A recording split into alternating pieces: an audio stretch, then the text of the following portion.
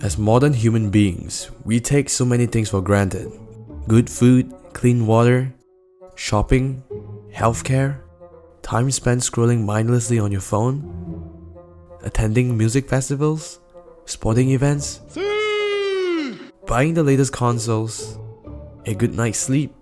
The list goes on. But what if we woke up tomorrow and all of these were gone? No more convenience, no more fun, and having to fend for yourself when life gets tough. Well, that's exactly what we're going to be exploring today. We'll be seeking advice from military experts, survivalists, and researching stories in the media. Welcome to this episode on NTF Escape on how could you survive if you were stranded at sea. If you found yourself stranded at sea, you'd quickly need to forget about life's luxuries and instead knuckle down and focus on the essentials for staying alive.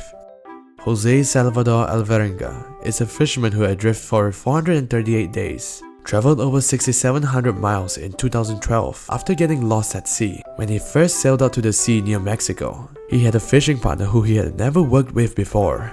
Shortly after departing from shore, they encountered a storm that flooded the engine.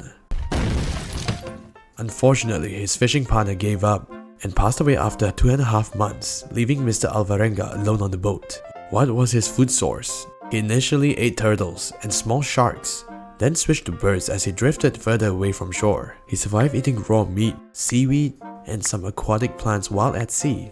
One time, he even found a trash bag floating in the ocean, filled with half-rancid vegetables, carrots, and milk. Yeah, boy. By the time he was rescued, he was diagnosed with anemia from the parasites and dehydration. But all things aside, he was still in a relatively healthy state. Mr. Alvarenga is the only man since 1815 that survived the longest adrift at sea. Currently holding the Guinness World Record is Captain Oguri Jukichi, with the longest record of 484 days.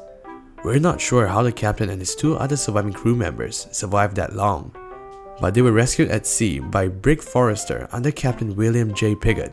Due to the language barrier, details about the rescue were not clear, but we do know they were one of the first Japanese citizens to reach California. So what if you were in their shoes?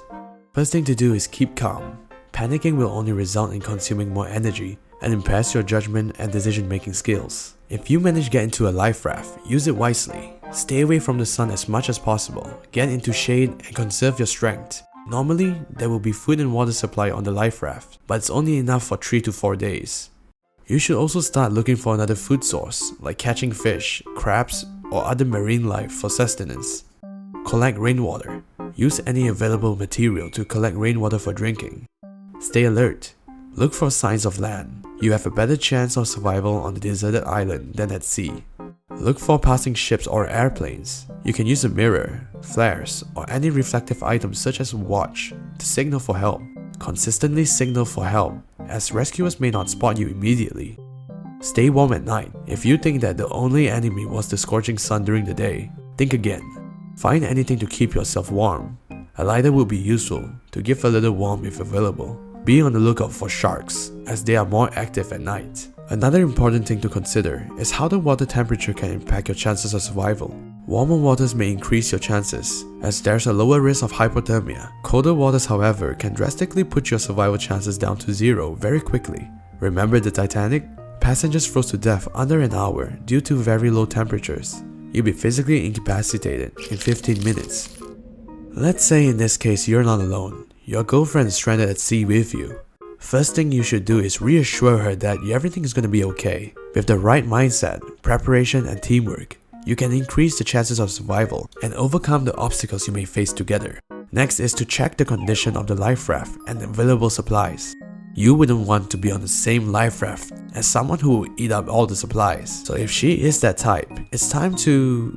Nah, I'm just kidding. Instead, establish roles and responsibilities. Clearly communicate and collaborate on tasks such as rationing food and water. Most importantly is to stay positive. Rescuers may come when least expected. What if you were dropped in the middle of the ocean, no life raft and no island in sight? What could you do to survive? Your first priority is to not drown. If there isn't any floating debris nearby to grab on, you should take off your pants. Yeah, you heard me. Assuming you're wearing long pants, you could create a floating device by tying knots at each pant leg to close them off, and then dunk the pants forcefully waist first into the water to force air up into the legs and inflate them. And now you have an improvised set of water wings to keep yourself afloat till you can find the materials to make a makeshift life raft. Here's another story that we found quite interesting. Poon Lim was a Chinese sailor that survived 133 days at sea. During World War II, the British merchant vessel SS Bon Lamont was attacked by German U-boat off the coast of Brazil, leaving Poon Lim as the sole survivor. Stranded at sea, Poon found a raft containing essential supplies like food, water, and flares.